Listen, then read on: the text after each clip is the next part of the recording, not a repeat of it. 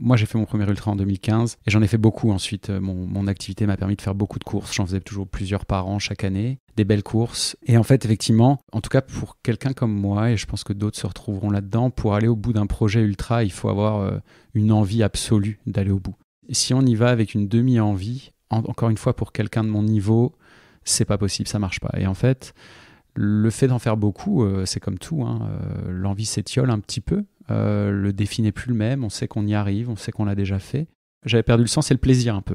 Et donc, je pars dans une réflexion et je me dis qu'en fait, j'aime toujours les efforts longs, mais je crois que j'ai fait beaucoup trop d'efforts longs en ultra trail et que j'ai besoin de tester d'autres choses. Et ça coïncide vraiment avec ma redécouverte de Tilleux. Et du coup, mon envie de me lancer un défi un peu différent. Et là, l'envie était à bloc, à 100%. Ouais. Bonjour à tous, je suis Guillaume Lalu et je suis ravi de vous retrouver dans ce nouvel épisode de Course Épique. Course Épique, c'est le podcast Running et Trail qui vous fait vivre dans chaque épisode une histoire de course hors du commun. Athlète émérite, coureur confirmé ou anonyme passionné, quand la légende d'une course et la destinée d'un coureur se rencontrent, c'est dans Course Épique qu'elle se raconte. Course Épique, c'est un nouvel épisode chaque mercredi, mais c'est également chaque lundi matin un extrait de l'épisode à venir pour bien démarrer la semaine ensemble. Nous avons donc rendez-vous 2 fois par semaine. Et si vous souhaitez suivre notre actualité au jour le jour ou découvrir les coulisses du podcast, je vous donne rendez-vous sur notre compte Instagram courseepique.podcast. J'ai le plaisir de recevoir dans ce nouvel épisode Florian Quinclair. Florian a grandi entouré des majestueux sommets, inspiré par ses parents qui pratiquaient déjà une large variété de sports de montagne. Florian a débuté sa carrière de journaliste dès l'âge de 19 ans en tant que pigiste freelance pour le journal L'Alsace. Depuis lors, il n'a cessé de poursuivre sa passion pour les sports outdoor et plus particulièrement le trail. Ces 9 dernières années ont été marquées par son implication dans le média L'Équipe au sein de la rubrique Adrénaline, dans laquelle il joue un rôle essentiel dans la production de contenu lié à la montagne et le trail, sa grande passion, vous l'aurez compris. Si vous vous intéressez à l'actualité de la discipline, ce qui ne m'étonnerait pas, vous avez déjà forcément lu un de ses articles. En marge de la vingtaine d'ultra-trails auxquels il a déjà pris part, Florian a développé une fascination pour le Tilleux, une course de légende pionnière dans le swimrun, cette discipline qui combine course à pied et natation en eau libre. Il va partager avec nous aujourd'hui son parcours de vie, son activité de journaliste sportif, son rapport au trail et bien sûr nous faire vivre sa course épique à l'occasion de cet Tilleux en 2023 en Suède. Mais je ne vous en dis pas plus. Florian va vous raconter tout ça bien mieux que moi. Bienvenue dans notre nouvel épisode de Course Épique. L'Otilo à la bouche. Salut Florian. Bonjour Guillaume. Bienvenue dans ce nouvel épisode de Course Épique. Je suis ravi d'échanger avec toi aujourd'hui. Et je suis ravi effectivement de participer à ce beau podcast. Je suis ravi d'échanger avec toi et chez toi, puisque tu m'accordes le plaisir de me recevoir dans ton humble demeure aujourd'hui. Tout à fait. Où il y a pas mal d'éléments sportifs déjà. Quand on arrive, on sait à peu près où on met les pieds. Ouais, je suis pas un grand matérialiste, mais je suis un peu, j'ai des petits côtés un peu obsessionnels et genre quand je sors d'une petite aventure, j'aime bien avoir des objets qui me rappellent ce que j'ai vécu dans cette aventure-là. Donc effectivement, et puis à mesure que les années passent, les objets s'empilent et puis maintenant je vis seul, donc il n'y a plus personne pour me contrôler sur le nombre d'objets qu'il y a dans mon salon. Donc voilà. No limites. Florian, alors je vais probablement t'appeler Flo par abus de langage à plein de moments puisqu'on se connaît un petit peu, on a passé pas mal de temps ensemble sur un certain nombre de courses en tant que média, mais aussi dans la peau de simple coureur. Donc voilà, il y aura peut-être un petit flow au débeauté qui sortira de ma bouche. On enregistre cet épisode le 24 avril, et je suis sûr que tu le savais, mais il y a 19 ans, jour pour jour, naissait en Corée du Sud Snoopy, le premier chien conçu par clonage. Ma question pour toi, Flo, pour démarrer, quelle partie du corps de quel athlète tu aimerais cloner pour te le faire greffer ? Effectivement, c'est une question intéressante. Peut-être les quadris de Thibaut Barognan, potentiellement. Où je prendrais bien le cœur de Kylian Jornet en fait, dans l'absolu. Ouais. Pas mal. Merci Flo, ça pose les bases déjà. Absolument. On va parler aujourd'hui de ta participation à l'Tilleux en Suède. C'est une course de légende qui est pionnière dans tous les swimruns et qui combine course à pied et nage en eau libre et glacée, par ailleurs en tout cas fraîche, bigrement fraîche. Ça dépend des années, mais on va dire au moins fraîche, ouais. Flo, pour commencer, la question d'ouverture du podcast traditionnel, te présenter, mais tu ne peux pas parler de sport à ce stade. Qu'est-ce que tu peux dire à nos auditeurs de toi ? Je peux dire que quand même que je travaille dans le milieu du sport, c'est aussi la raison de ma présence à ce micro, que je suis quelqu'un d'assez passionné, qui fonctionne à l'envie. Si j'ai envie de faire quelque chose en général, je peux assez loin dans le processus. En revanche, si j'ai pas envie, alors là c'est un petit peu difficile. Donc t'es un grand passionné, tu t'es impulsif, t'as les coups de tête, c'est le cœur qui parle beaucoup. Ouais, complètement. C'est ça qui va driver ce que j'ai envie de faire ou de ne pas faire. Et je l'ai accepté complètement aujourd'hui. Donc j'essaye au contraire d'enlever le bruit extérieur et de garder finalement cette envie. Et des fois faire des choses du coup qui sont un petit peu plus, qui demandent un peu plus de courage. Ouais. Des infos sur ton âge, ton lieu de résidence peut-être? Ouais, pardon. Non, mais donc j'ai 37 ans. Je vis dans le 11e arrondissement de Paris. Je suis pas un Parisien. C'est le travail qui m'amène ici. Et puis qui sait, un jour je retournerai peut-être plus proche des montagnes où j'ai pas mal vécu. J'ai passé pas mal de temps à Chamonix, ce qui est quand même toujours plus pratique quand on a une passion montagnarde que le centre-ville de Paris, quoi.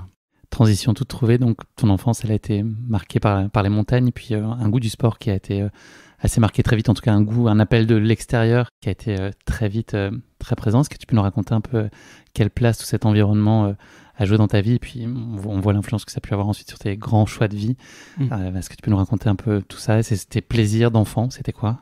Moi, j'ai grandi dans un petit village d'Alsace avec un père passionné de montagne, de manière amateur, mais malgré tout passionné, qui nous a plongé dans cet environnement très tôt par la randonnée et par le ski. J'ai 3 frères et sœurs et mes parents étaient profs dans l'éducation nationale. Et malgré tout, on partait 2 fois par an au ski tous les hivers. Donc voilà, ils se saignaient pour qu'on puisse vivre ça.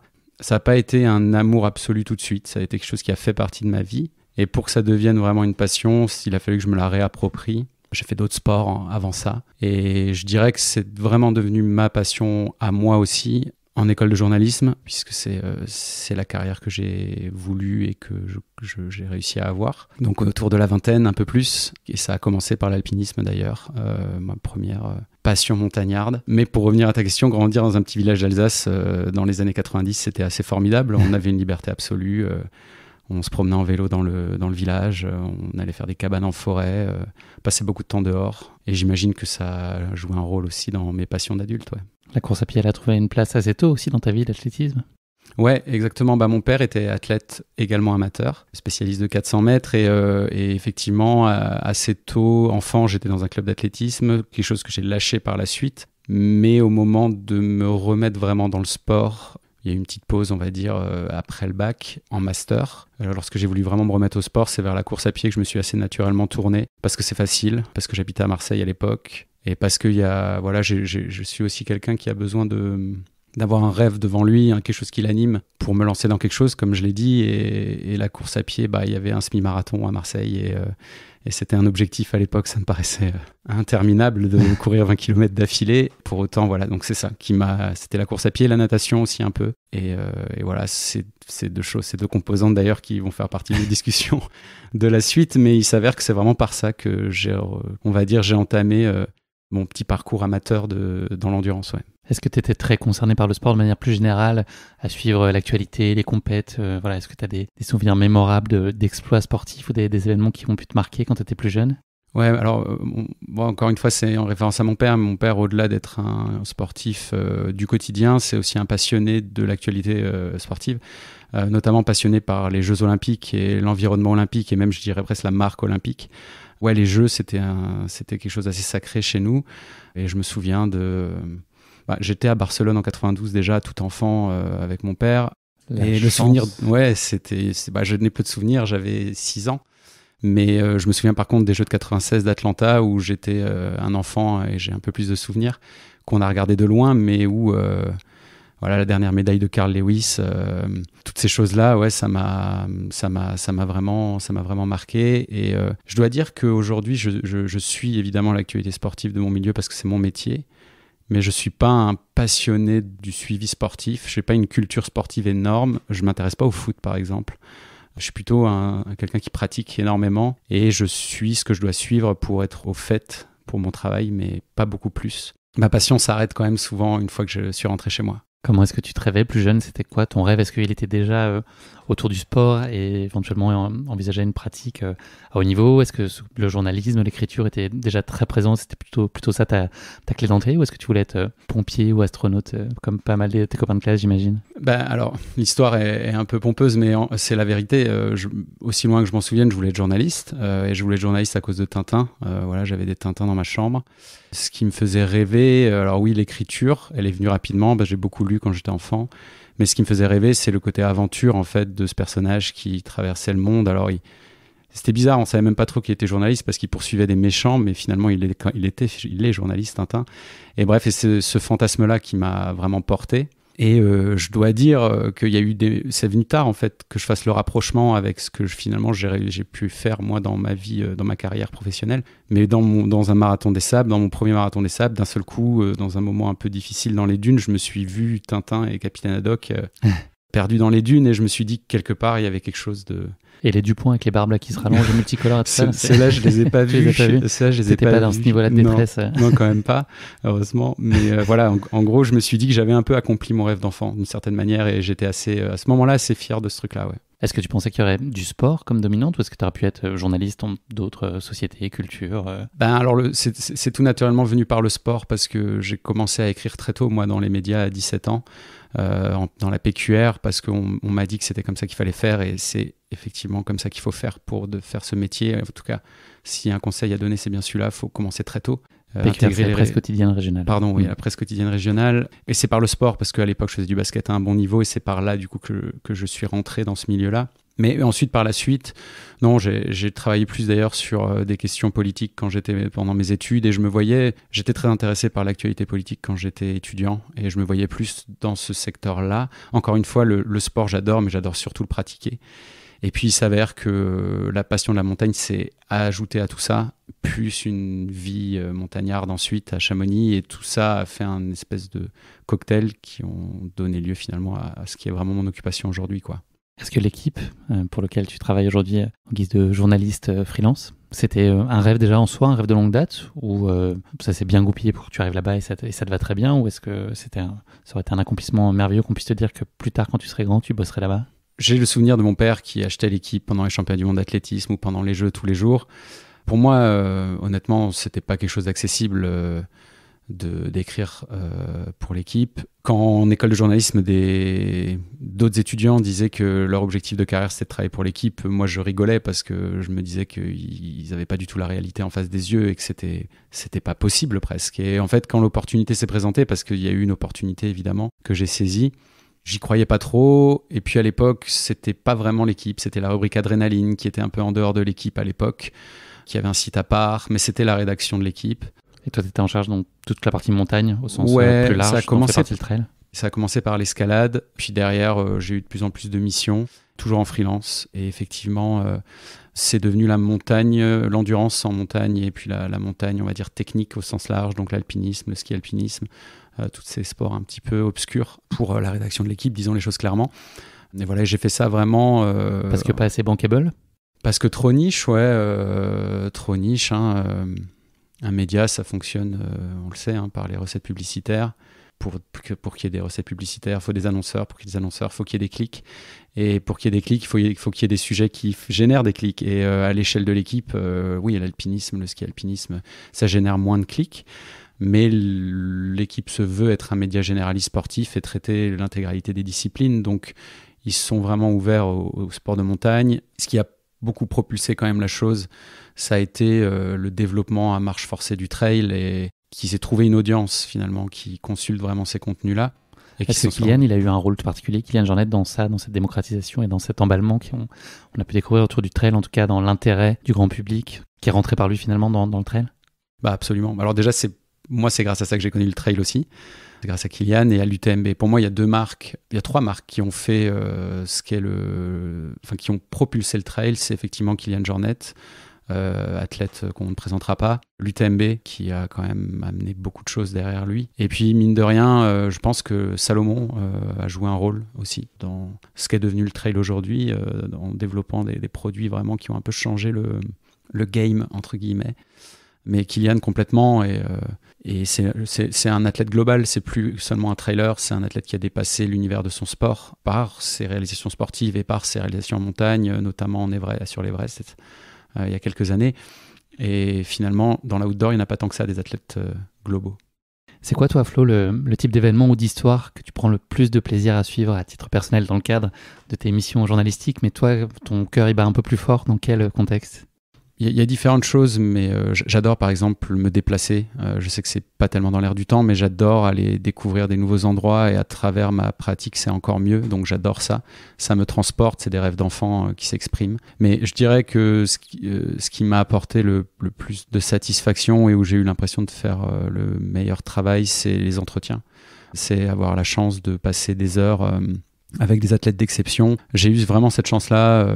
J'ai différents moments en tête, mais une interview de Kylian Jornet dans un refuge au Népal où il n'avait rien d'autre à faire du coup ce soir-là que de me parler et où il a pris toute la soirée pour discuter. Et des moments comme ça, ouais, c'est fascinant quand on est passionné, quand on aime son sport et quand moi j'ai une admiration sans limite pour connaître un peu le quotidien de ces athlètes et comprendre et les avoir suivis dans leurs courses. Je crois que je réalise à quel point c'est lunaire en fait ce qui se passe quand on est en tête de course. Tu as gardé ta capacité d'émerveillement, je t'interromps, mais malgré tout ce que tu as pu vivre, ces expériences, est-ce que quand tu es en ce moment-là avec Kylian, tu dis que tu es en train de vivre un truc qui va marquer ta vie et que tu raconteras probablement, au-delà de le raconter à moi et à nos auditeurs, mais à peut-être tes enfants, tes petits-enfants, enfin voilà, est-ce que tu te lasses pas de toutes ces opportunités puisque tu cours le monde, t'aimes pour le travail, tu as plein d'opportunités d'aller suivre plein de choses qui sont en soi toutes exceptionnelles pour un passionné comme toi. Est-ce que ta fraîcheur et ta conscience de vivre l'exceptionnel est toujours là ? Ouais, complètement. Mais de toute façon, moi, comme j'en reviendrai à ça, si je rêve plus, j'arrive pas à faire. Donc, clairement, je rêve encore et j'ai interviewé François après sa Diagonale des Fous à La Réunion l'année dernière. Il avait vécu un moment complexe et c'était une interview que j'imaginais rapide parce qu'il n'avait pas que ça à faire, etc. Au final, on a pu prendre un peu le temps. On s'est planqué derrière le stade de la Redoute parce qu'il se faisait assaillir par le public.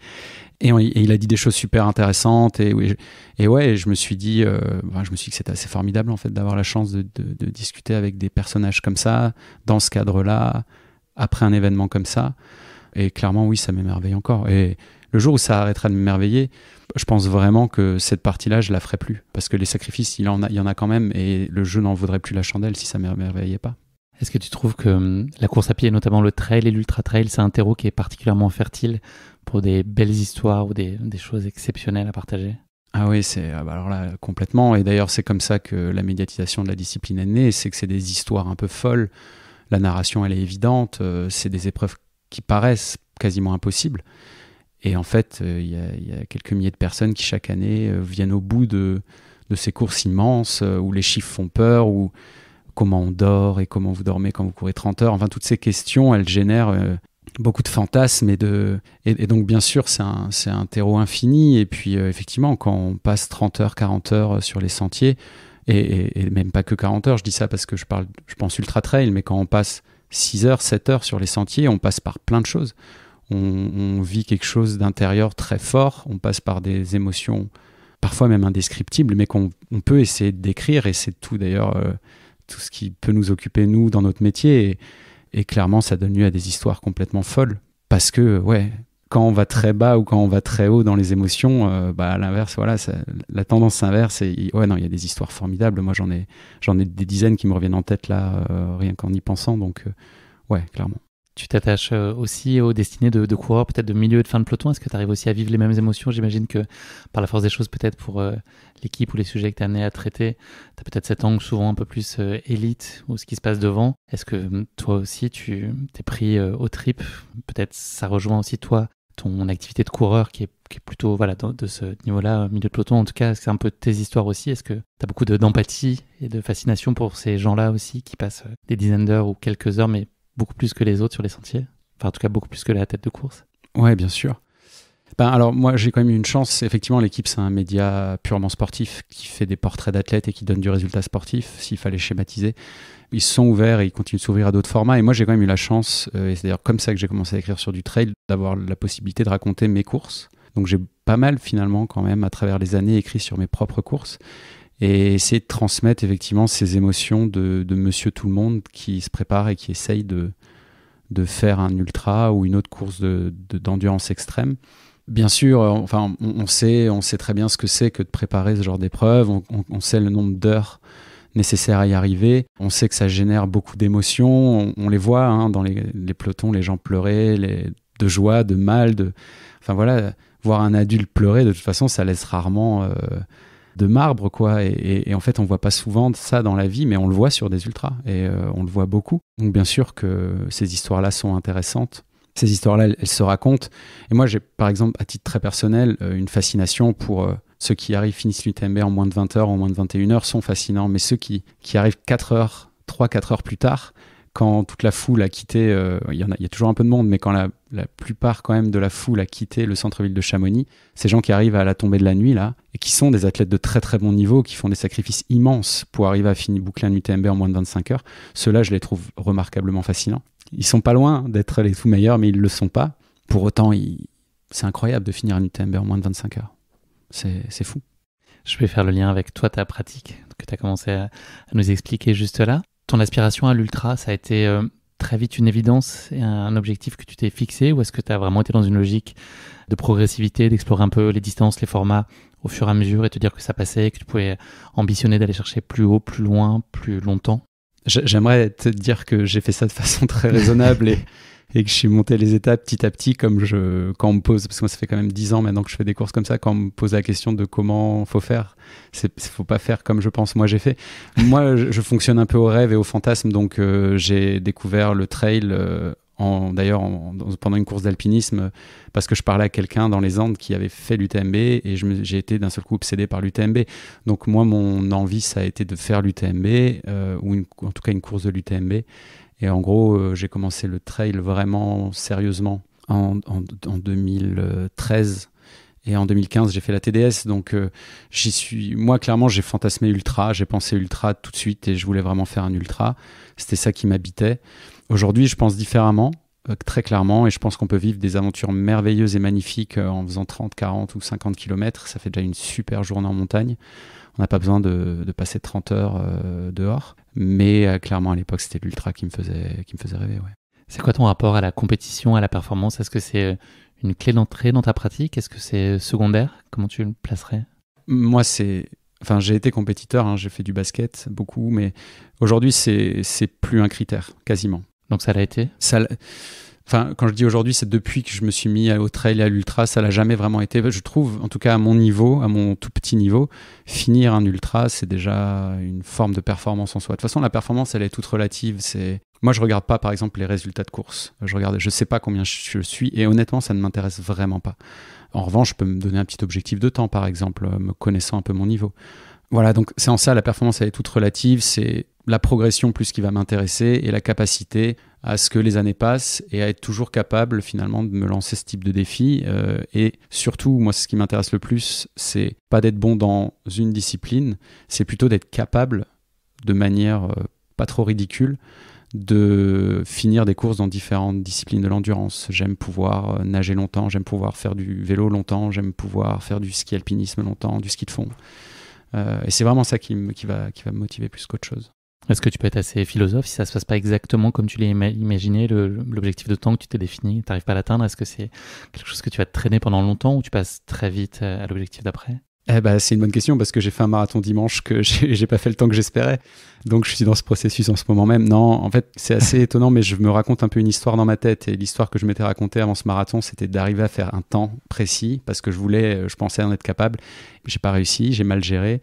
Et en fait, je me raconte juste une autre histoire. Il faut que je prenne le temps de la construire. Et une fois que l'histoire change et que je suis aligné avec, ça me va très bien. Donc non, ce que je peux ruminer un peu, c'est les abandons. J'en ai eu quelques-uns, je n'ai pas eu beaucoup, mais j'en ai eu quelques-uns. Surtout quand c'est des abandons qui sont liés à pas à une blessure ou à quelque chose qui est inévitable, qui sont liés finalement qui sont choisis et pas subis. Exactement. Les abandons que j'ai choisis, je les ai toujours regrettés en réalité.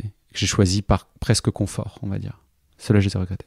Comment est-ce que tu construis tes saisons? De ce que j'entends et j'entrevois, j'imagine qu'il y a une part pour pas mal d'impulsivité. Est-ce que malgré tout, tu cadres quand même avec une espèce de chronologie ou un peu des temps forts de ton année à venir? Ou est-ce que tu te laisses la place à l'improvisation et au coup de cœur? Et on a compris que c'était ça aussi ton moteur? Non, je suis assez déconstruit. Moi, j'aime bien qu'il y ait des épreuves tout au long de l'année. Donc, j'en ai quasiment tout le long de l'année. Donc... c'est plutôt en fonction des saisons. En hiver, je vais essayer en général de trouver une course de ski alpinisme ou de ski de fond qui peut me motiver. Après, de trouver un trail peut-être qui commence tôt dans la saison. Je vais plutôt construire ma saison comme ça, en ayant toujours plutôt l'envie de faire au moins un swimrun, au moins un triathlon, au moins un ultra ou une course en étape, au moins un trail de 50 km. C'est plutôt comme ça que je vais construire la chose. Et après, c'est une partie de mon métier en fait de faire ça. Donc les courses que je choisis, en général, il y a une opportunité professionnelle derrière. Et ça cadre aussi un petit peu, mine de rien, la chose. Je ne fais pas non plus exactement ce que je veux. Par contre, du moment où j'ai choisi une course et où je décide d'y aller, je le fais dans des conditions quand même relativement avantageuses. Donc voilà, donc c'est plutôt toutes ces choses. Et ensuite, mon corps, il suit comme il peut, on va dire. Et voilà. J'ai essayé de changer 1000 fois, je n'en suis pas capable, donc c'est comme ça. Est-ce que tu essaies autant que possible d'aller découvrir des courses que tu connais pas? Ou est-ce que tu aimes bien aussi rentrer dans des petits chaussons et revenir sur des courses de cœur? Il y a exactement, c'est bien résumé, il y a les deux finalement, c'est-à-dire qu'aujourd'hui, je ne vois pas ne pas aller à l'UTMB, ne serait-ce que pour travailler. Ça me paraît impossible, et c'est pas arrivé en 10 ans. J'ai du mal à ne pas aller à Utile, justement, je vais probablement pas y aller cette année, même en tant que journaliste, et ça me pèse. J'aime beaucoup aller à La Réunion pour la Diagonale des Fous. Enfin, ça, c'est vraiment un truc qui compte pour moi, et renoncer à ça, c'est difficile. En revanche, quand il s'agit de courir, je crois que je préfère découvrir des nouvelles destinations. Ouais, je crois que je préfère quand même découvrir des nouvelles choses. On a cette chance quand même et j'aime bien la saisir. Ouais. Merci beaucoup pour cette intro. On va passer maintenant à notre rubrique du questionnaire de Proust. J'ai 3 questions pour toi pour continuer à bien te connaître en faisant un petit pas de côté. La première d'entre elles, la chose la plus courageuse que tu aies jamais faite. Pas forcément sur une course. C'est une question assez marrante. Difficile d'auto-apprécier son courage quand même. Ouais, et évident. Puis en fait, je sais pas si je suis courageux en réalité. Non, je pense que dans la vie, mais c'est une des anecdotes que je garderai pour moi. J'ai pu faire des choses qu'on peut qualifier de courageuses. Je dirais qu'en fait, pour revenir quand même au sujet qui nous occupe, que j'ai plutôt fait preuve de témérité dans ma vie que de courage. Et justement, en alpinisme, ça peut demander des fois du courage parce que c'est dangereux, l'alpinisme quand même. Et lorsque j'ai été dans des situations dangereuses, je me suis pas dit une fois que j'en suis sorti, waouh, c'était dingue, vivement la prochaine fois que je me confronte à ça. Je me suis plutôt dit, plus jamais je me mets dans ces situations-là. Par contre, là, oui, la témérité, je crois que c'est une de mes... J'ai pas énormément de qualité pour réaliser les courses que j'ai réalisées, mais par contre, je suis assez téméraire et je peux aller très loin dans le dur et dans le mal et accepter beaucoup de choses pour assouvir ma passion, ouais. Tu nous l'as dit en introduction de podcast, tu n'es pas très attaché aux choses matérielles. Est-ce que malgré tout, tu as un bien particulièrement précieux à tes yeux? Ouais, j'ai pas un objet que j'ai traîné tout au long de ma vie, par exemple. C'est pas comme ça que je raisonne. En revanche, si par exemple, je suis pas superstitieux, mais j'ai un t-shirt de course. Il est horrible maintenant, il est déchiré, il sent très mauvais. Et je le récupérerai jamais correctement et il n'existe plus dans le commerce. Mais du coup, j'arrive pas à ne pas le mettre et à ne pas à le jeter. Donc, je suis très attaché à ce t-shirt de course. Que tu portes dans quelles circonstances? Que je porte sur dans les courses qui demandent, qui sont longues en général, parce que je sais qu'il est parfait et je sais qu'il ne me fera aucune irritation et qui va très bien avec mon body type entre guillemets. Et donc ouais, ce t-shirt de course, j'ai du mal à m'en séparer. Il faudrait que je m'en sépare, mais j'arrive pas. 3e question du questionnaire de Proust pour toi, Florian. Le livre qui a le plus grand impact sur ta vie? Alors, c'est une bonne question. Qu'il y en a?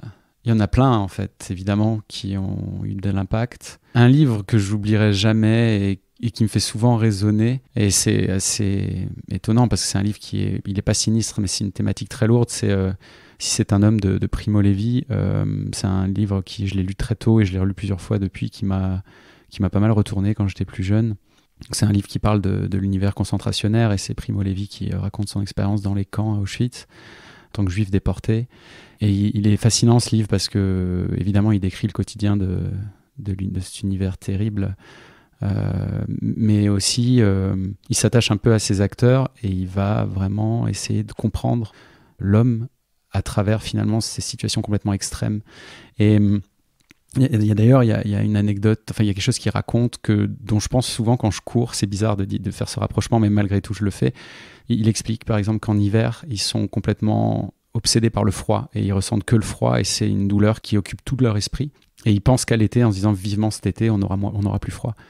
Sauf qu'en été ils vont pas mieux en fait. En été ils ont faim. Et ils ont aussi faim en hiver, mais ils ont tellement froid qu'ils pensent pas à la faim. Et des fois, dans les moments qui sont très durs dans les ultras, on se dit vivement que j'ai plus mal aux jambes, ou vivement que j'ai plus ci, ou vivement qu'il y ait le ravitaillement, que je puisse manger ça, ou que je puisse changer de t-shirt parce que j'ai froid. Et au final, alors c'est encore une fois le rapprochement est bizarre, je l'entends, mais Et je crois que dans un ultra, il faut accepter à un moment donné d'avoir mal. Ça fait partie de l'aventure. On n'a pas besoin d'aimer ça, mais ça fait partie du projet. Et il faut juste l'accepter et embrasser cet état et se dire qu'on est là aussi, en sachant que ce sera une composante de ce qu'on vit, quoi. Merci beaucoup, Flo. Ça donne envie, je ne l'ai pas lu, mais il faut que je me le procure. Absolument. Ça donne très envie. Merci pour cette présentation. On va passer maintenant à la présentation de ta course épique, le Tilleux. Donc ça s'écrit Otilo, mais ça se prononce Eutilleux. Oui. Dis-le pour toi, tu le dis mieux que moi. Eutilleux, ouais. Les Suédois le disent encore un peu différemment. Ils mangent le haut. Et ça veut dire d'île en île en suédois. Le haut veut dire île avec les petits traits, avec les petits points au-dessus. N'hésite pas à me corriger, donc tu es expert en la matière. Le Tilleux, c'est donc les championnats du monde de swimrun. Le concept est né en 2002 en Suède, à la suite d'une soirée bien arrosée entre amis. Ce soir-là, après quelques bières, un défi lancé rallie Sandam à Utö, voilà, en plein cœur de l'archipel de Stockholm par des moyens uniquement naturels. La dernière équipe arrivée paiera l'hôtel et le dîner aux autres. Seule consigne, passer par 3 restaurants avec obligation pour la dernière équipe de régler l'addition. À l'aide de cartes et d'une boussole, ils sont 4 à avancer à travers des îles et à traverser à la nage les bras de mer qui les séparent. En 29 heures, l'improbable défi est réussi et Otilo était né. Le Tilleux est connu pour être une épreuve sportive redoutable avec 70 km à parcourir entre les rochers glissants des îles de l'archipel de Stockholm et les remous de la mer Baltique, découpé en 24 sections de course à pied pour un total de 61 km et 23 sections de natation en eau libre pour un total de 9 km. Total, 70, absolument. On y est. Courir sur des rochers glissants, plonger dans la mer Baltique et son eau entre 12 et 15 degrés, chaussures de running au pied pour ne pas perdre de temps dans les 46 transitions de la journée, s'extraire de l'eau en s'agrippant au rocher, puis enchaîner les sections trail, toujours vêtues de la combi, un challenge d'envergure apparemment, au fil des 24 îles que compte la course. La distance la plus longue à couvrir en natation est de 1750 mètres et de 17 km 650 en course à pied, je suis très précis. L'édition 2023 à laquelle tu as pris part, en tout cas tu as préparé plusieurs Eutilleux, tu vas avoir l'occasion de nous en parler, mais en tout cas la grande finale dans sa version King Size, c'était en septembre 2023. Elle a été remportée pour la 2e fois consécutive par le français Hugo Tormento, que j'ai eu l'immense plaisir de recevoir dans l'épisode 95 de ce podcast, Baltic Instinct. Je suis assez fier de ce titre. Voilà, je salue Hugo, qui sait combien je l'apprécie, et puis donc son coéquipier suédois Max Anderson, puisque le Tilleux, c'est par équipe de 2. 160 équipes étaient présentes au départ, dont la tienne, Florian, une épreuve qui dure 14 heures pour les équipes les moins rapides. Vous l'aurez compris, le programme de cette réjouissance suédoise s'annonce incontestablement épique. Tu connais le podcast, Flo, on va passer maintenant à la question qui pique. Après la présentation de la course, c'est le moment. J'avais interrogé à l'époque Hugo sur le jeu de société Othello. Pour toi, ça va être un peu différent. Ça va être la pièce de théâtre de Shakespeare, Othello. Waouh. Voilà. Qui ne tire pas son nom du jeu, je crois que c'est peut-être l'inverse, a priori, plutôt. Question numéro 1, donc vrai, faux. Ça va, une chance sur 2. Ok. Ça va se jouer. Ça va pas être glorieux. Il y a une question déconne sur les 3 qui est, je pense, acquise. La plupart des historiens s'accordent à dire que Margaret Hughes fut la première femme de l'histoire à jouer sur la scène d'un théâtre, en l'occurrence dans le rôle de Desdemone dans la pièce La tragédie d'Othello. Vrai ou pas vrai? C'est la première femme sur scène de l'histoire, c'était pour Othello. J'en ai pas une grande idée, mais j'ai envie de te dire oui, rien que pour le panache. Absolument. Voilà, ça c'est de la témérité aussi, d'une autre façon. C'était une représentation qui a été donnée pour la Compagnie du Roi. Et ça a eu lieu sur un cours de tennis qui a été converti en théâtre pour l'occasion. C'était à Londres, dans les années 1600. Cette pièce a donné lieu à une adaptation au cinéma par Orson Welles, qui a été récompensé à Cannes par la Palme d'Or. Othello est considéré comme un film apatride, du fait de son financement et de son équipe internationale, et que le tournage a eu lieu dans plusieurs pays différents. Vrai ou pas vrai, Othello? Un film apatride, une Palme d'Or sans pays. J'ai envie de te dire vrai encore, mais j'en ai pas une grande idée non plus. Bravo. Eh ben dis donc. Bravo. Le film est considéré comme apatride. Il a quand même fallu lui attribuer une nationalité parce qu'il fallait qu'il chante, enfin qu'il y ait une musique qui soit interprétée à l'issue de la cérémonie. Donc le film a été déclaré marocain, qui était alors sous protectorat français. Donc voilà, c'est le premier film produit par le Maroc de l'histoire. Voilà, Othello, avant même l'indépendance de celui-ci. Dernière question, je pense que tu vas faire le grand chelem, Flo, t'es parti pour. Tu peux pas chuter là-dessus. C'est un petit pas de côté par rapport à ce que je disais sur Othello et la pièce de Shakespeare. Certains coureurs du Marathon des Sables 2023, auquel on a préparé toi et moi, ont décidé d'abandonner la course parce qu'on leur avait Othello. C'est tout un débat, ça, quand même. Je saurais même pas, je sais pas si c'est vrai ou faux. Je saurais pas te dire. C'est tout un débat, ça, quand même. Je crois que c'était parce que... Il y a probablement des gens qui ont droppé parce qu'il manquait d'eau. Voilà. Il y a des gens qui estimaient que sur certaines étapes, effectivement, une bouteille d'eau en plus à certains checkpoints aurait été un plus. J'étais pas sûr de partager ce point de vue. Mais probablement que oui, du coup. Toutes les réponses sont bonnes. Bravo Flo. En dépit de mes questions desdémoniaques, cette question qui pique n'a pas tourné à la tragédie pour toi. Franchement, félicitations. 3 sur 3, c'est beau. Ça mène à tout le swimrun apparemment. Franchement, t'as un gros niveau d'Othello en tout cas. Incroyable. On arrive à notre sujet du jour, donc qui est notre course épique qui nous intéresse plus particulièrement aujourd'hui. Quand et dans quel contexte est-ce que tu as entendu parler de Thiele pour la première fois? Est-ce que c'est une révélation, un coup de cœur immédiat? On m'en a parlé et j'ai regardé un reportage d'une chaîne concurrente de Canal+, en l'occurrence Intérieur Sport, sur Thiele, qui est super, voilà, faut le dire. Et ça m'a fasciné, je venais de commencer à travailler pour l'équipe, c'était en 2015. Et du coup, j'en ai parlé à la rédaction, enfin à mes collègues, en leur disant que c'était un truc qu'il faudrait faire quelque chose là-dessus. Et j'ai pas pu aller en Suède, donc voir la course originelle, celle que tu as effectivement présentée, qui fait office de championnat du monde. Mais le Thiele, c'est aussi un circuit maintenant international qui permet, comme pour un triathlon Ironman, de se qualifier pour le championnat du monde. Et ils ont une étape, leur première étape d'ailleurs, hors de Suède, c'était en Suisse, dans la vallée de Saint-Maurice, à Engadine plus précisément. Et j'ai pu aller là-bas, courir en 2016 avec un ami à moi qui était bon nageur et qui était un bon coureur aussi, Olivier, qui nous écoutera peut-être parce qu'il écoute ton podcast. Il y a plusieurs formats, c'est ça, Flo? Ouais, à l'époque, il me semble qu'il n'y en avait qu'un. Donc c'était... c'est pas aussi long que le championnat du monde, c'est un peu plus court. Au total, c'est entre 40 et 50 km avec, selon les étapes de la World Series, ils appellent ça, entre 6 et 8 km de natation et puis entre 25 et 45 km à pied. Et c'était donc ce type de format-là pour Thiele. En Suisse, la particularité de cette course, c'est qu'il y a du dénivelé, ce qui n'est pas tellement le cas finalement des autres courses de le Thiele World Series et qui n'est pas le cas pour la course principale, le Thiele. Et donc, je suis allé là-bas avec mon coéquipier pour voir un peu ce que ça donnait. Et j'ai été secoué vraiment fort.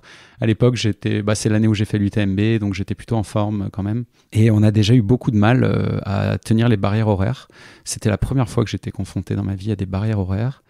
Parce que, on s'y prenait très mal. À l'époque, l'équipement était beaucoup moins au point qu'aujourd'hui. À l'époque, c'était il n'y a pas si longtemps, mais malgré tout, il y a eu des bonds en avant en termes d'équipement qui ont été faits. Nous, on arrivait en combinaison de triathlon, on n'avait pas d'élastique pour s'attacher dans l'eau. Il était meilleur nageur que moi, donc il prenait froid dans les lacs qui étaient vraiment froids cette année-là. Pour le coup, c'était une course vraiment épique et on a failli pas aller au bout. On a passé une barrière horaire de justesse, mais on l'a quand même fait et j'ai trouvé ce format complètement fascinant. En plus, ce qu'il faut quand même dire, et c'est tout le crédit que j'apporterai à Michael Lemmel et à Matt Scott, qui ont donc fondé Thiele, qui ont observé le pari là, de ces 4 amis dont tu parlais, qui se sont dit, en fait, ce pari-là, ça peut faire une course, et on va en faire une course. Fallait être visionnaire quand même à l'époque, et ils l'ont fait, et ils ont reproduit ce schéma-là dans toutes les courses qu'ils ont créées, c'est-à-dire que l'environnement doit se prêter à cette pratique, c'est-à-dire que la vallée de Saint-Maurice, elle est remplie, c'est des lacs en fait qui s'enchaînent, et pour la parcourir correctement, il faut courir et nager, sinon ça marche pas très bien. Pour aller dans l'archipel de Stockholm, il vaut mieux courir ou nager ou avoir un bateau, mais sinon ça marche pas bien, et en fait ils ont dupliqué un peu ce schéma-là. Il y a une sensation de liberté assez folle que de courir, de remettre le haut de sa combi, de mettre ses lunettes et de plonger dans l'eau et de ressortir de l'autre côté, de se remettre à courir. C'est le format en tant que tel qui m'a fasciné dès le début.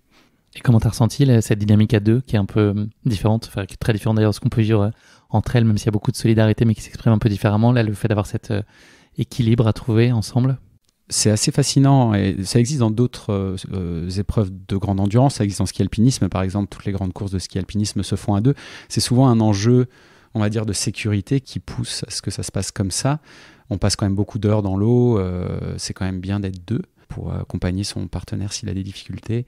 Nous, ça s'est très bien passé parce qu'on est très bons amis et qu'on est tous les deux un peu durs au mal, mais lui il a souffert parce qu'il a dû m'attendre dans l'eau, donc il a eu vraiment froid, le pauvre, mais ça s'est très bien passé. Et en fait, finir une course difficile et passer par des événements difficiles à deux, ça rend l'arrivée et la victoire, c'est assez bateau ce que je dis, mais c'est vrai, c'est quelque chose de très très fort en fait quand on finit quelque chose à deux. Et en fait ça fait grandir l'amitié à marche forcée, je trouve, de passer par des événements comme ça, de connaître l'autre dans des situations vraiment difficiles et de s'adapter avec lui. Et ça fait vraiment grandir assez vite ce qui se passe entre deux personnes. On fait un petit pas de côté rapide quand même du côté de Chamonix en 2016, puisque cette année a été marquante pour toi, double titre, donc avec cette découverte de Thiele et donc ton premier UTMB qui était aussi un rêve. Ouais. Est-ce que tu peux quand même nous revenir sur la façon dont tu as ressenti le mythe par rapport peut-être quand on a aussi des attentes qui sont immenses? Est-ce que c'est possible de ne pas être déçu et d'y trouver exactement ce qu'on attend, voire plus? Alors l'UTMB, ça a été une grande aventure. Déjà, effectivement, c'était un rêve qui m'a obsédé littéralement pendant bien 5 années. Et j'étais mort de peur en fait en prenant le départ. Donc le départ a été assez chaotique. Pour le résumer, ça a été complètement à la hauteur, dans le sens où ça a été une aventure complètement folle que j'oublierai jamais. J'ai eu la chance d'écrire beaucoup sur ce sujet, sur ma propre course, des longs formats, des plus petits formats. Et c'est quelque chose qui me suit et qui continue de me suivre. Et je pense pas que je ferai 2 fois l'UTMB. Par contre, ça a été d'une violence absolue parce que j'ai eu plein d'événements de course qui ont fait que ça a été vraiment très dur. La deuxième nuit a été catastrophique. Les conditions étaient dures, il faisait extrêmement chaud. Le premier jour, il y a eu des orages très violents la deuxième nuit. Mais c'est un souvenir merveilleux. C'est aussi la première fois que j'ai eu un début d'assistance. J'ai des amis et mon ami de l'époque qui m'ont accompagné sur une partie de la course. Et ça a été une découverte pour moi et ça a été fabuleux. Donc ouais, c'est un événement absolument marquant. Ça a confirmé mon amour pour cet événement-là parce que moi, j'ai pas honte de dire que j'ai vraiment un gros affect pour l'UTMB et ses courses et le massif du Mont-Blanc dans son ensemble. Pour autant, ça n'a pas été un moment facile. C'est ça qui fait que tu manifestes pas l'envie d'y retourner? Ou c'est d'autres critères? Ouais, je pense. Il y a quand même... j'ai mis du temps à m'en remettre psychologiquement de cette course, tellement je suis passé par des choses difficiles. En tout cas, difficiles pour ma tolérance à la douleur à moi. Par contre, ma façon de revivre ça, c'est de faire le tour du Mont Blanc. Donc, c'est des sentiers de randonnée, en fait, l'UTMB. Hein, c'est quelque chose qui existe, qui se fait en trek entre 10 et 15 jours selon les gens et selon les marcheurs. Et moi, je l'ai fait une fois, je vais le refaire, je le fais en 4 jours. Voilà, je me fais l'UTMB en 4 jours tout seul. Et c'est une manière de revivre ça. Je fais exactement le tracé que j'ai fait en 2016 parce qu'il évolue un peu le tracé de l'UTMB. Moi, je fais sentier par sentier ce que j'ai fait en 2016 et je me replonge dedans tout seul et j'apprécie beaucoup avec moins de souffrance. Revenons-en à l'Autileux. Donc 2017, tu rechausses ou remets en tout cas réenfiles la combi pour l'Autileux sur les îles de Scilly, ce qui n'est pas idiot contrairement de ces îles. Fait. Comment s'est passée cette deuxième expérience? Une claque. Ouais, et puis les îles Scilly, peu de monde connaît finalement. Apparemment, j'ai appris que c'était une île que les marins connaissent parce que c'est une étape pour les marins qui. Je suis pas marin, donc je sais même pas, mais on m'a expliqué que les marins connaissaient bien cet archipel. C'est un endroit merveilleux. Ce sont des îles. Si je dis pas de bêtises, au sud-ouest de la Grande-Bretagne. L'eau est turquoise, les plages sont de sable clair, puis il y a des châteaux sur ces îles et en fait la course fait un espèce de cercle autour de ces îles et c'est un endroit absolument merveilleux où on arrive le jeudi et cette année-là le bateau suivant c'était le lundi, donc tous les coureurs passent 4 jours sur l'île. La course c'était le samedi il me semble et du coup le dimanche on avait tout le samedi soir et le dimanche pour profiter entre coureurs. C'était une expérience de course fabuleuse. Ça m'a fait d'ailleurs découvrir, c'est à ce moment-là, c'est cette fois-là que j'ai découvert autre chose qui moi m'attire énormément dans le swimrun, c'est que c'est une petite communauté encore, c'est un sport de niche et dans les expériences de course ça se ressent. Les gens se connaissent, la communauté française est très soudée, elle est animée par quelques blogueurs, journalistes, athlètes. Et du coup, il y a quelque chose d'assez intéressant à faire partie de cette petite communauté-là. C'est moins le cas, je pense, aujourd'hui en trail, parce que le sport s'est vraiment démocratisé. Mais en tout cas, en swimrun, j'ai découvert ça et je trouve ça assez intéressant. En 2021, tu as l'opportunité d'aller sur la finale, sur la course Rennes, en tant que spectateur. Est-ce que c'est à ce moment-là que prend vraiment corps cette envie et cette conviction qu'il faut que tu t'inscrives et que tu te lances? Oui, effectivement, le trail, entre-temps, a pris vraiment pas mal de place dans mon activité professionnelle de journaliste. Et du coup, par la force des choses, j'ai été un peu plus éloigné du swimrun pendant quelques années, puis il y a eu le Covid. Et à la fin du Covid, effectivement, on me propose d'aller travailler en tant que journaliste sur Autileux, et je me souviens très bien du mail, j'ai pas attendu 5 minutes pour dire oui. Et là, je prends une nouvelle claque. En fait, à chaque fois que j'ai eu la chance d'être sur ces épreuves, j'ai pris une claque, parce que là, ils avaient développé d'autres formats de compétition plus courts. Donc, j'ai la chance, la veille de Tilleux, la course principale, de faire ce qui s'appelle le Final 15, qui est un format qu'ils appellent sprint, mais qui en réalité, moi, me prend quand même 2 heures. Donc, il y a quand même genre 13 km à pied et 3 km dans l'eau, donc ça prend un peu de temps. Et le lendemain, de travailler en tant que journaliste sur un bateau, donc pour suivre toute la course, et en fait, suivre Tilleux dans l'archipel de Stockholm sur un bateau, pendant une belle journée de septembre, c'est merveilleux à regarder. Voir les athlètes rentrer dans l'eau au lever du soleil et les voir nager. Effectivement, c'est 1,7 km, cette longue section de natation qui lance finalement la course. C'est sublime. C'est sublime à voir. Ce que tu me disais lors de notre échange préliminaire, c'est que Tilleux, de ma compréhension, c'est la seule course que tu imaginais peut-être ne pas être en capacité de réussir. Sur toutes les autres sur lesquelles tu t'es présenté, tu avais un niveau de confiance relatif qui permettait d'envisager d'arriver au bout. Là, il y avait un point d'interrogation bien plus grand que d'habitude à envisager ce projet-là. Absolument. quand je fais mes 2 premières épreuves en 2016 et 2017, on est quand même un gros tiers, voire 40% moins long que le Tilleux en tant que tel. Et j'ai déjà tellement de mal à boucler ces 2 épreuves que je me dis que en fait, plus long, c'est impossible. Et en 2021, quand j'assiste à cette course et que je vois vraiment ce que c'est Tilleux, je me dis pas que c'est moins dur, mais je me dis qu'il faut absolument que j'arrive à faire ça un jour. Mais j'en étais vraiment pas persuadé. Et donc, ça faisait quelques années que je faisais des ultras, que je me préparais à ma manière, de façon très imparfaite, avec un niveau de confiance relatif, mais qui est quand même effectivement plutôt positif, d'arriver à finir les épreuves parce que je sais que je l'ai déjà fait et que j'y arrive.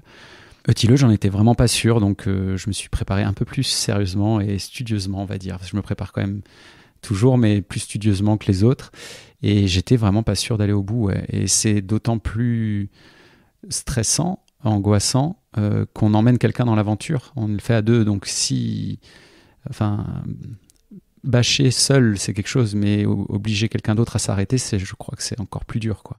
La place qu'a pris Tilleux dans ta vie, elle a fait aussi écho en miroir à un certain nombre de questionnements en rapport avec l'ultra, notamment en 2022. Pas mal d'interrogations sur la raison d'être profonde de l'ultra. Je serais très curieux de t'entendre là-dessus sur les interrogations et les convictions qui étaient peut-être plus les tiennes à ce moment-là. Ouais, tout à fait. Moi, j'ai fait mon premier ultra en 2015 et j'en ai fait beaucoup ensuite. Mon activité m'a permis de faire beaucoup de courses. J'en faisais toujours plusieurs par an chaque année, des belles courses. Et en fait, effectivement, en tout cas pour quelqu'un comme moi, et je pense que d'autres se retrouveront là-dedans, pour aller au bout d'un projet ultra, il faut avoir une envie absolue d'aller au bout. Si on y va avec une demi-envie, encore une fois, pour quelqu'un de mon niveau, c'est pas possible, ça marche pas. Et en fait, le fait d'en faire beaucoup, c'est comme tout, hein, l'envie s'étiole un petit peu. Le défi n'est plus le même, on sait qu'on y arrive, on sait qu'on l'a déjà fait. Le fait, du coup, le résultat faisait que je m'inscrivais à des courses parce que c'était mon schéma, c'était mon activité professionnelle, c'était ce que je me disais dans ma tête. Je suis ultra trailer, donc je vais faire des ultra trails. Sauf que je prenais perdu le sens. Ouais, j'avais perdu le sens et le plaisir un peu. C'est-à-dire que c'est surtout ça aussi, c'est que le plaisir dans la course devenait parfois rare même.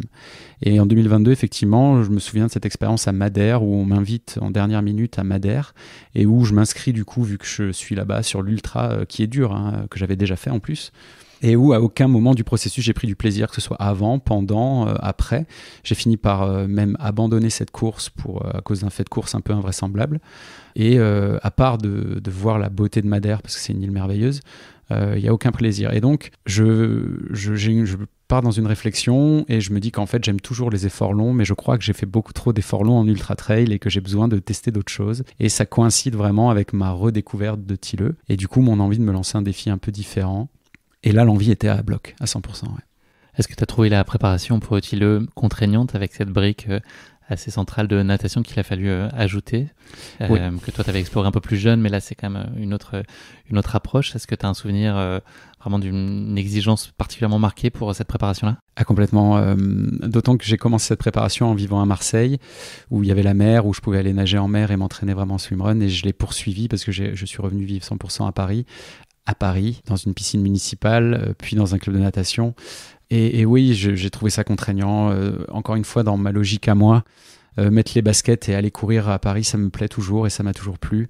Par contre, aller jusqu'à la piscine, se changer et compter ses carreaux, c'est... Ça peut remettre en cause ton rêve ? Ça peut l'altérer et te faire passer l'envie ? Non, à ce moment-là, je suis tellement dans le... ce que ça peut faire, c'est me préparer moins bien, mais j'irai quoi qu'il arrive faire...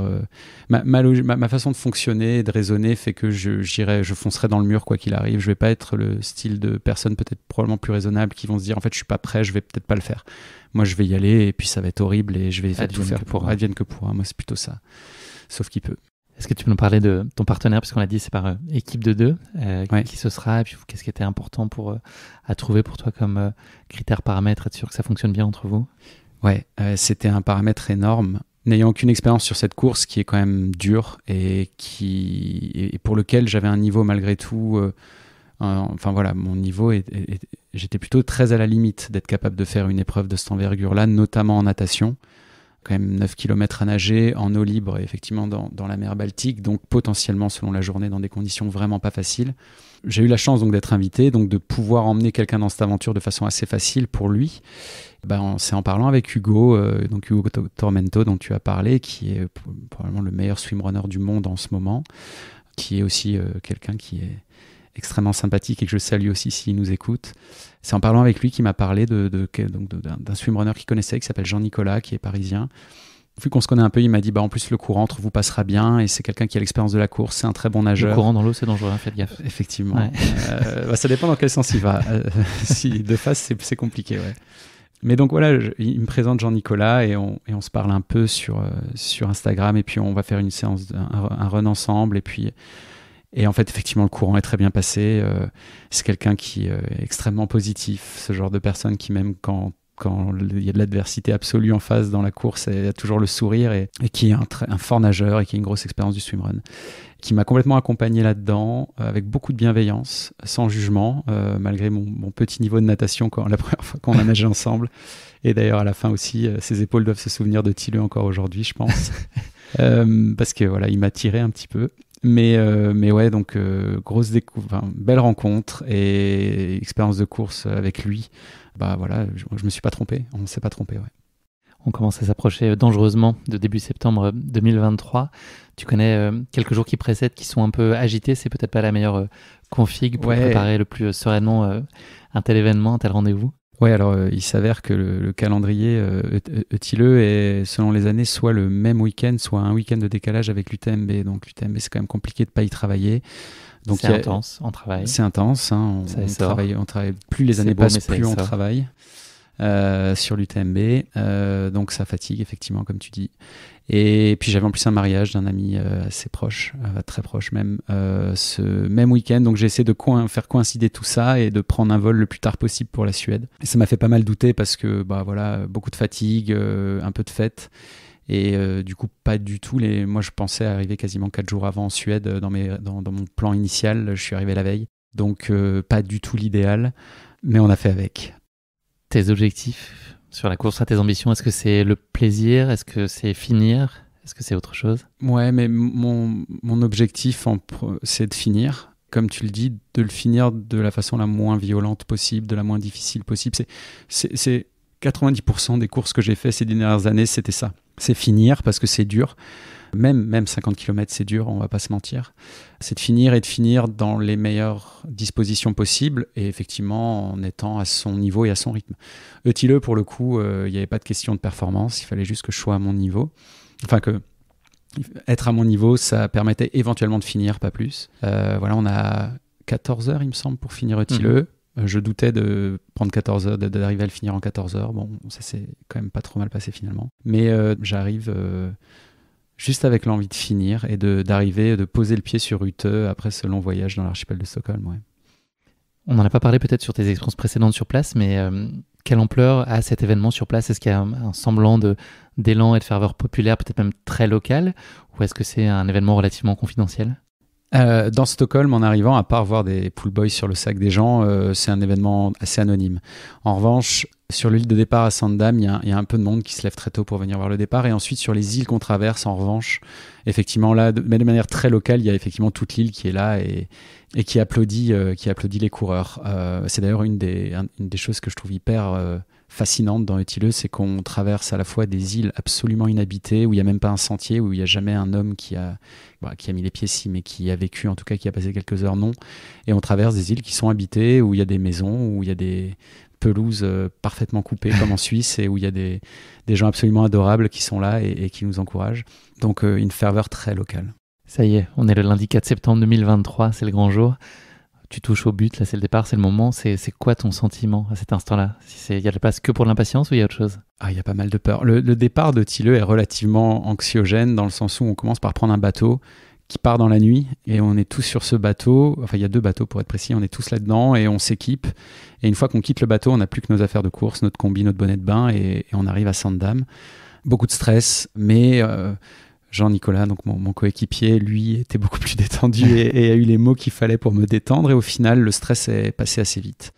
Mais ouais, tendu, hein. Ça fait peur quand même. Est-ce que tu peux nous parler de votre début de course, donc avec un premier très grand segment de natation? Ouais, donc le départ, c'est 3 km à pied d'abord, mais voilà, où on essaie de comprendre dans quel état on est. Et j'étais pas trop mal, ça m'a déjà rassuré. Et ensuite, 1,7 km de natation, donc faut se dire que le jour se lève à peine à ce moment-là. 1,7 km de natation, l'île d'en face, on la voit on la devine. Et on voit certainement pas... les sorties de natation sont matérialisées par des beach flags, des espèces de grands drapeaux verticaux. Et à 1,7 km plus loin, tu les vois pas, en fait. C'est trop loin. Donc, il y a un espèce de flash qui indique la direction. Donc, même ça, ce concept-là est assez effrayant. En réalité, c'est tellement loin qu'on ne voit pas vraiment. Et la rentrée dans l'eau est un peu chaotique. Il y a encore un peu de monde. Donc, on se fait un peu bousculer. Et puis, il fait pas complètement jour. Mais c'est très silencieux c'est très silencieux, c'est extrêmement silencieux. Et puis, c'est pas, j'ai envie de dire, la comparaison est peut-être un peu dure, mais en triathlon, c'est vraiment la bagarre. Là, il y a quand même autre chose qui se passe. On part tous pour une grosse aventure. Les gens sont un peu stressés, évidemment, mais les gens se marchent pas dessus. Et très vite, mon coéquipier nous écarte un peu du peloton pour qu'on soit un peu plus tranquille. Et là, en fait, je me sens bien. Honnêtement, je me sens bien. Il a dirigé la cordée, entre guillemets, de natation toute la course et moi, je pouvais profiter sans avoir à gérer la direction. Et donc, honnêtement, je regardais le lever du soleil sur l'île d'à côté et je trouvais ça merveilleux. Voilà ce que j'ai vécu. Et en bénéficiant aussi de son aspiration. Il y a aussi un avantage Exactement, physique à le suivre. Et un avantage physique énorme. Hein, c'est comparable à l'aspiration à vélo. On gagne 30-40% d'effort quand on est derrière quelqu'un et on gagne en vitesse. Hein. Je n'ai jamais nagé aussi vite que derrière lui, ça c'est sûr. Est-ce qu'il y a une chose qui te surprend là sur ce début de course, quelque chose que tu dis, ça je l'ai peut-être sous-estimé ou surestimé? Est-ce que tu as un moment où tu te dis, ok, c'est pas exactement comme je pensais ce truc-là là? Les sorties d'eau sont vraiment périlleuses, les rochers sont vraiment glissants. Et on le sait, mais tant qu'on ne l'a pas vécu en conditions de course, parce qu'on sortir d'une eau, elle était à 13 degrés, après 1,7 km, ça prend quand même quelques minutes à faire, on est un peu sonné, et puis poser les pieds sur ces rochers glissants, c'est pas facile. Donc il y a beaucoup de chutes à droite, à gauche, et il faut vraiment se concentrer pour pas tomber. En fait, je crois que ce qui m'a le plus, ce dont je m'attendais pas à avoir envie de courir vite, et en fait le fait de me sentir bien, on a eu un rythme quand même assez élevé au début et j'avais envie de courir vite parce que je me sentais bien et je pensais qu'au contraire, je serais encore pétrifié à ce moment-là parce que le début de course est plus impressionnant que la suite. Au final, je me suis senti bien et à part ces rochers glissants, il a juste fallu que je contrôle le rythme en fait au début de la course. Pas s'emballer. Absolument, pas s'emballer, ce qui n'est pas mon fort, donc il a fallu se concentrer, ouais. Comment ça gère une transition? Est-ce que tu peux illustrer là, la petite musique, le rituel? Si on doit concevoir un peu la façon dont ça se passe, est-ce que tu enlèves des choses de ta combi, de tes espèces de... C'est pas des bouées, mais c'est en tout cas des plaquettes pour avancer. Donc effectivement, aujourd'hui, tous les swimrunners ont le même équipement. Tous les swimrunners nagent avec des plaquettes, donc c'est des espèces de morceaux de plastique qu'on met sur les mains pour tracter plus d'eau et un pull buoy qu'on met entre les jambes. C'est une bouée pour nous faire flotter. Tout le monde a ça. Et en fait, tu l'as dit, il y a 24 îles et du coup, ce qui veut dire qu'il y a 46 transitions entre la course et la natation. Donc en fait, l'important, c'est d'aller vite dans les transitions. On ne peut pas se permettre d'enlever ses chaussures, par exemple, ou de les remettre. Donc il faut que ça aille vite. Donc on signale à l'autre, selon qui est devant dans la course à pied, que la transition arrive. En général, on a juste à remettre correctement ses plaquettes. La plupart du temps, on courait avec le bonnet de bain sur la tête, avec les lunettes sur le bonnet de bain. Tu t'es détaché de ton partenaire? On se détachait dans les longues sections de course à pied, pour pas s'en mêler, mais pas toujours, ça dépendait. Donc effectivement, il y a ce truc de on s'équipe, on met les lunettes, on remet les plaquettes, on met le pull buoy entre les jambes, il m'accroche, et puis on se regarde et on tape tous les deux sur les plaquettes en mode on est prêt et on saute à l'eau et ça se dure quelques secondes, il faut que ça aille vite et ensuite on part. À quoi peuvent ressembler là, les passages à course à pied? Ça peut être très hétérogène d'une île à l'autre, ça peut être très sauvage, au contraire plus propice à avoir une allure un peu plus soutenue. Ouais, tout à fait. Les îles sauvages, on traverse des fougères, des champs de fougères, on court sur les bords de l'île, de rocher en rocher. Il y a beaucoup de passages de rocher en rocher où du coup on peut même pas parler de course, c'est un jeu d'équilibriste sur les rochers glissants. Avec un balisage partout. Oui, c'est balisé, on suit un balisage. Par contre, effectivement, les îles habitées, il y a des sentiers, il y a des chemins, il y a des routes carrossables. Et où là, pour le coup, vu que c'est relativement plat, on peut s'emballer. Et donc, tout l'enjeu, c'est de ne pas s'emballer sur ces endroits où on peut courir vite. Donc voilà, il faut gérer tous ces aléas. Est-ce que tu es en pleine conscience de ce que tu vis? Est-ce qu'il y a de la place pour l'émerveillement? Ou est-ce que l'effort et l'engagement que tu y mets prend le dessus? Moi, je n'ai jamais vécu les courses d'ultra-endurance jusque-là comme un émerveillement. J'ai toujours souffert assez vite dans les courses et j'ai toujours vécu ça comme une grande aventure, mais certainement pas comme j'entends certains speakers, comme un grand voyage magnifique avec que des émotions positives, etc. Moi, ça a toujours été dur quand même. Et ben, Eutilleux, j'ai un peu découvert ce truc que je trouvais complètement idéaliste, de profiter. Et j'ai beaucoup profité dans Eutilleux, à part quelques heures. J'ai vraiment beaucoup profité et ça, c'est la vraie satisfaction, elle est là, c'est d'avoir eu un rêve qui se soit passé encore mieux que ce que je pouvais imaginer. Et j'ai vraiment apprécié les paysages, j'ai pu les regarder. Dans l'eau, notamment, j'avais pas j'avais pas besoin de guider, ce qui est un énorme luxe. Je me laissais un peu tracter dans le sillage et je nageais évidemment, mais je pouvais beaucoup regarder autour de moi et c'est enivrant en fait. Ouais. Il y a un passage après la mi-course qui est un peu plus intimidant, qui s'appelle Peak Swim. C'est un passage que tu appréhendes. Comment est-ce qu'il s'est passé pour vous ?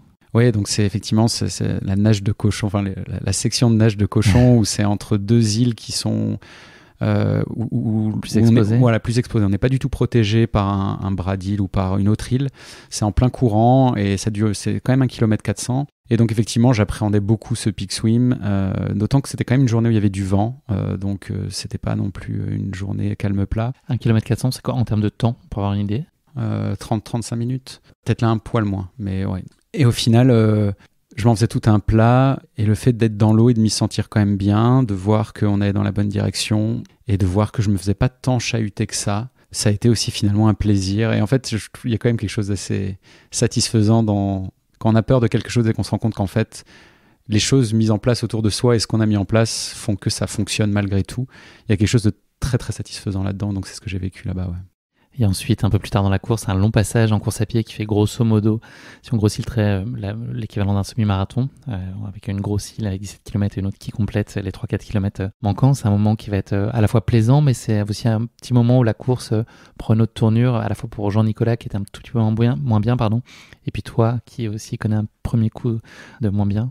Tout à fait, ouais. Alors, faut se dire que pour Jean-Nicolas, la course a été plus dure. Il était devant en natation, donc beaucoup plus de charge mentale et puis beaucoup plus d'efforts parce que on est relié par un élastique et il y a des moments où il me tirait littéralement. Donc lui, après Peak Swim, justement, c'est un moment où il commence à me dire, là j'ai les épaules qui commencent vraiment à tirer et je sens qu'énergétiquement, il est un peu, et c'est normal, il est un peu atteint. Donc effectivement, c'est un semi-marathon qui est entrecoupé de 300 mètres de natation. Donc en vrai de vrai, il y a 17 km à pied d'affilée. Et effectivement, cette première le vrai tournant de Eutilleux, c'est en fait ces 17 km à pied qu'il faut affronter. Quand nous, on en était déjà à 7-8 heures d'effort. Il fait chaud, c'est le milieu de l'après-midi.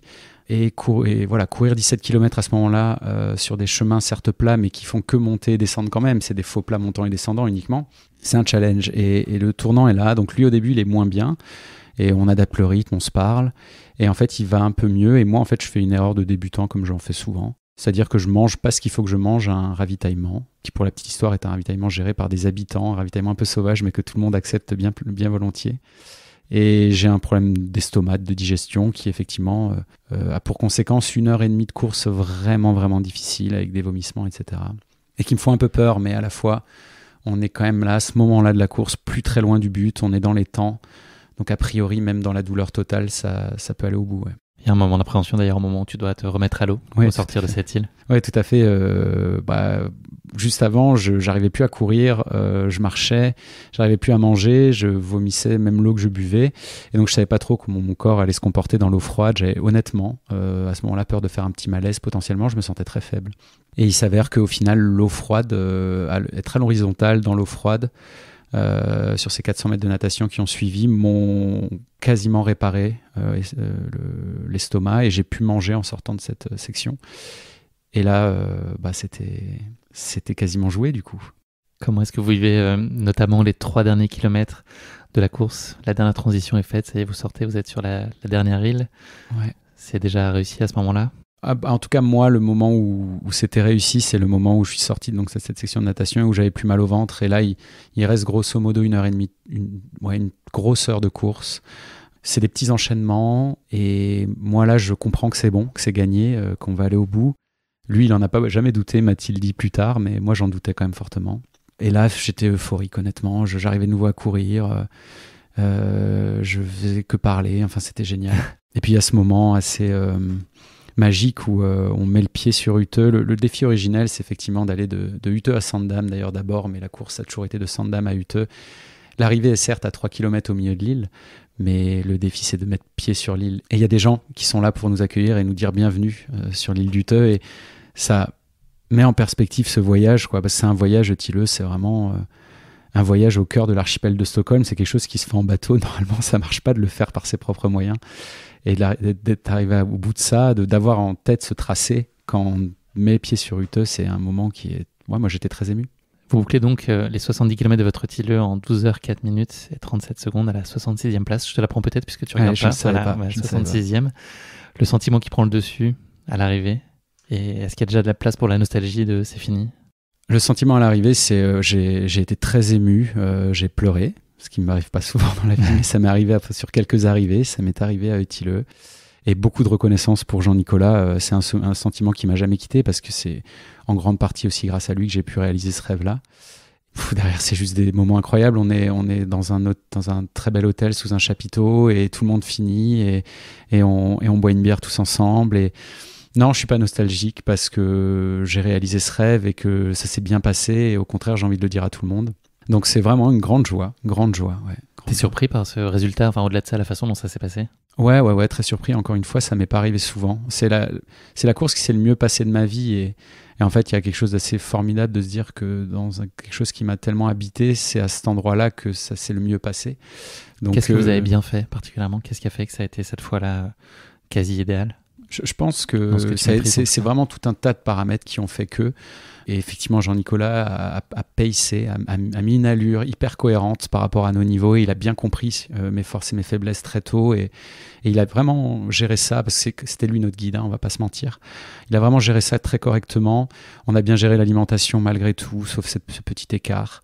Les conditions n'étaient pas si mauvaises. Enfin, il y a eu tout un enchaînement de choses. Et puis, c'était la bonne journée. Il y a des fois où c'est le bon jour, il y a des fois où c'est pas le bon jour. Et là, en tout cas, mon corps a bien fonctionné ce jour-là. Est-ce que c'est une course que tu trouves malgré tout redoutablement difficile ? Ou en tout cas difficile ? C'est une course qui est extrêmement difficile et qui peut l'être encore plus si les conditions sont terribles. Il y a eu des éditions de Utö en pleine tempête.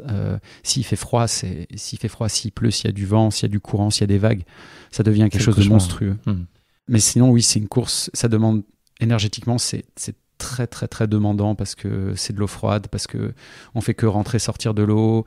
Il y a des endroits où il faut désescalader un peu, il y a des endroits où on arrive à peine à sortir de l'eau à cause des vagues qui projettent sur le rivage. Donc il y a beaucoup de charge mentale, il y a du stress, c'est très sollicitant. Il faut être concentré tout le temps parce qu'on court beaucoup hors sentier. Tout ça fait que c'est une course très challengeante, mais qui fait que 70 km et qui se court en maximum en 14 heures. Donc en ça, c'est moins long que d'autres. Mais non, c'est très dur. Je pense que c'est très dur. Qu'est-ce que cette course, elle t'a appris sur toi ?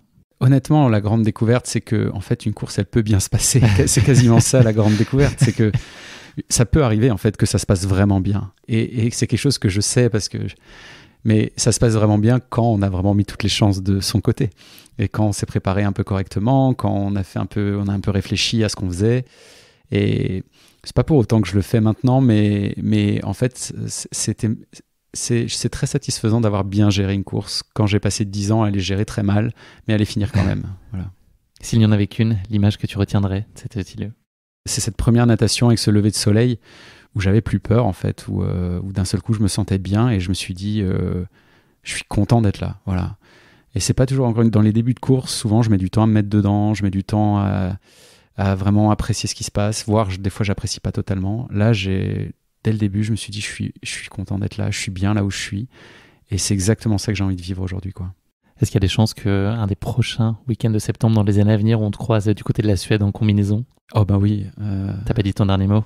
Utö, oui, je pense que je referai un jour Utö si j'en ai l'opportunité ou si j'en suis capable de m'y qualifier, c'est sûr. Je vais faire d'autres swimruns de la série Utö déjà cette année. Je vais d'ailleurs retourner faire la World Series qui s'appelle Utö, qui en fait donc se déroule autour de l'île d'arrivée, qui est très très très belle aussi. Je l'ai déjà faite, je vais retourner la faire. En tout cas, c'est sûr qu'on me recroisera là-bas d'une manière ou d'une autre. Merci beaucoup Flo d'avoir partagé avec nous ta course épique. On va parler un tout petit peu d'avenir. Tu as déjà un peu dessiné les contours de ce que pourrait être ton année 2024. On a compris qu'il y a une potentielle diag qui pourrait se dessiner. Est-ce qu'il y a des choses, quel projet t'enthousiasme tout particulièrement dans ton agenda que j'imagine assez chargé ? C'est marrant, j'ai l'impression d'être un sportif de haut niveau à qui on demande son planning, alors que c'est pas du tout le cas. Ouais, effectivement, je vais faire un Alpha Ironman cet été. Je vais faire 2 swimruns de la série Otile normalement, donc un au printemps, un en novembre. Et dans les grandes choses dans les grandes courses que j'aimerais faire, j'aimerais bien effectivement finir cette Diagonale des Fous que je n'ai jamais terminée. Et ce sera peut-être, si tout va bien, fin octobre. On verra. Mais ouais, à mon tout petit niveau, évidemment. Flo, je te propose de conclure cet épisode par la traditionnelle question de fin, le motto de la fin, si tu avais une devise à partager avec nous. Je suis pas quelqu'un qui fonctionne vraiment en phrases toutes faites, mais il y en a une que j'aime bien parce qu'elle résume un peu l'absurdité de tout ça, c'est j'aime bien on est peu de choses en fait. Je peux pas me détacher du fait que faire toutes ces courses et y passer tellement de temps, il y a un côté très très absurde, mais finalement je pense que c'est intéressant d'accepter tout ça. De toute façon tout est absurde si on prend un peu de recul, donc c'est bien de l'accepter. Donc on est peu de choses, ça me va bien. Merci beaucoup Florian, c'est malheureusement déjà la fin de cet épisode. Merci de nous avoir fait plonger avec toi dans cette si belle discipline qu'est le swimrun, puis cette épreuve aussi fascinante que le Tilleux. Et bravo à toi et à vous avec Jean-Nicolas d'être allé au bout de ce rêve. Il y en aura plein d'autres, on le sait. Tu as une capacité à en dessiner puis à les rendre accessibles qui est assez fascinante. Donc bravo à toi aussi pour ton engagement et ton côté passionné. On se ressemble pas mal là-dessus. C'est quelque chose que j'admire en tout cas. Donc je te souhaite beaucoup de bonheur, beaucoup de succès, beaucoup de plaisir dans tout ce que la vie va t'offrir, que ce soit sur les sentiers, en pleine mer à 13 degrés ou derrière un clavier en train de rédiger des si jolis textes avec ta belle plume. Merci Guillaume et puis longue vie à Course Épique. À bientôt. À bientôt. Merci d'avoir écouté cet épisode. Si vous l'avez écouté jusqu'ici, c'est qu'il vous a probablement plu. Alors n'hésitez pas à noter le podcast et rédiger un avis sur votre plateforme d'écoute favorite. C'est essentiel pour soutenir ce travail indépendant. Cela ne vous prendra que quelques secondes et ça change beaucoup de choses pour le podcast. Et pour être sûr de ne manquer aucune course épique à venir, n'oubliez pas de vous abonner sur votre plateforme d'écoute. Merci encore infiniment pour votre soutien, votre fidélité et vos chaleureux messages que je lis et auxquels je réponds avec un immense plaisir. S'il vous plaît, continuez. À très bientôt pour une nouvelle course épique, évidemment.